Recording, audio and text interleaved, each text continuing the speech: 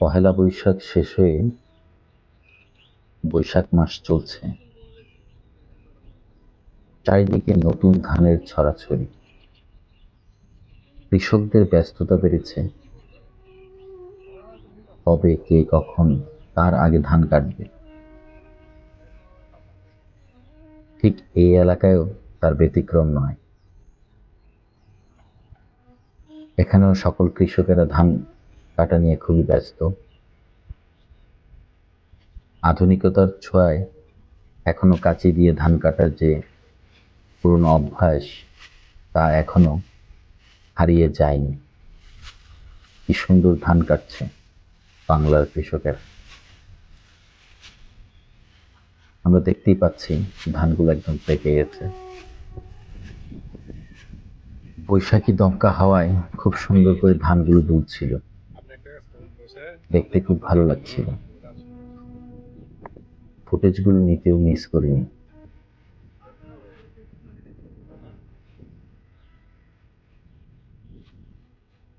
অনেক দূর থেকে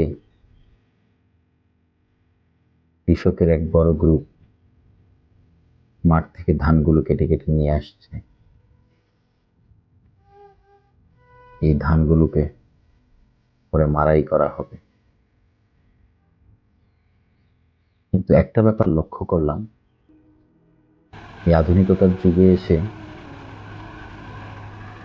পা দিয়ে চালানো যে আগের ধান মাড়াই করার মেশিন বা ধান মাড়াই করার কল পায়ে চালানো, সেটি হারিয়ে গেছে।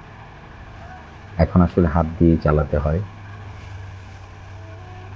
ইঞ্জিন চালিত মেশিন তেল দিয়ে চলে, কম সময়ে অনেক বেশি ধান মাড়াই করতে পারে। খুব দ্রুত গতিতে অনেকগুলো ধানকে একসাথে মাড়াই করে খুব দ্রুত গতিতেই প্রসেস করে তা ঘরে তোলা যায়। তো পুরোনো জিনিসগুলো যখন হারিয়ে যায়, তখন মন চায় যে পুরোনো জিনিসগুলোকে আরেকবার যদি দেখতে পারতাম। আমিও সেদিন ভিডিও করতে গিয়ে তাদের সাথে একটু কথা বলার চেষ্টা করেছিলাম, সেই পুরোনো পায়ে চালাতেও মেশিনগুলো আছে নাকি।